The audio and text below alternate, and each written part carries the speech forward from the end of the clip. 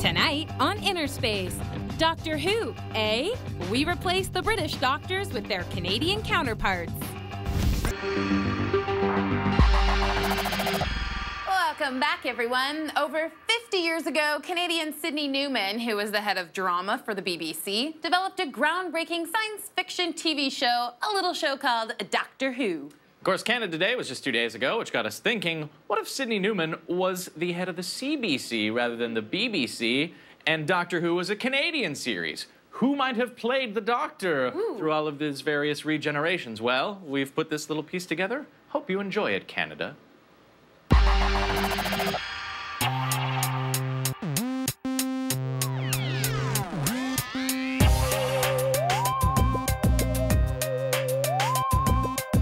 What if Doctor Who was produced here in Canada? Who would have played the Doctors?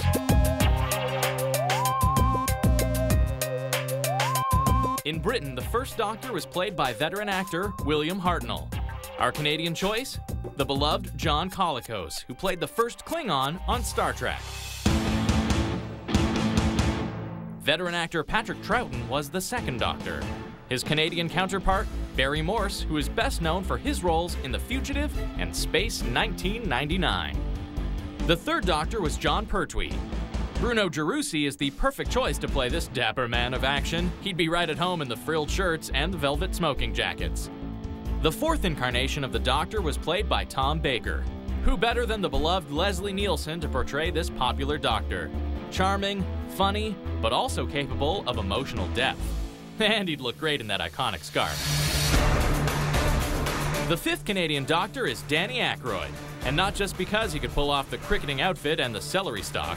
He has Peter Davison's charm, and in 1981, the Doctor would have been the perfect role for him.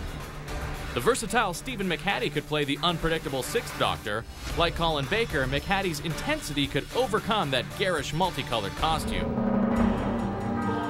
Paul Gross is our choice for the Seventh Doctor.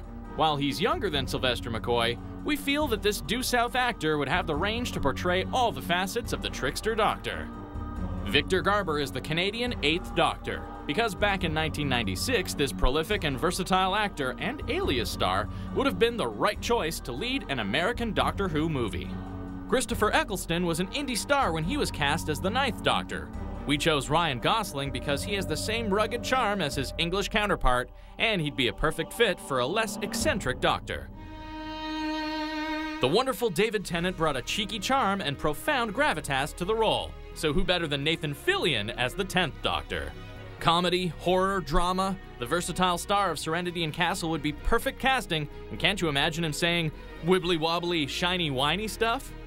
Matt Smith had a tough act to follow, but he gained great acclaim as the 11th Doctor. We think Stargate alumni David Hewlett is just as eccentric, and he's already played a socially awkward scientific genius. John Hurt was a legendary actor before he was cast as the War Doctor, and we think we found the perfect analog in Donald Sutherland. Over his 50-year career, he's done it all, and his role as President Snow in The Hunger Games cemented this choice. Peter Capaldi is the 12th Doctor, and we think his Canadian counterpart is none other than Amanda Tapping. The Stargate and Sanctuary star brings a wealth of experience to the part, and finally, a woman would get to play the role of the Doctor.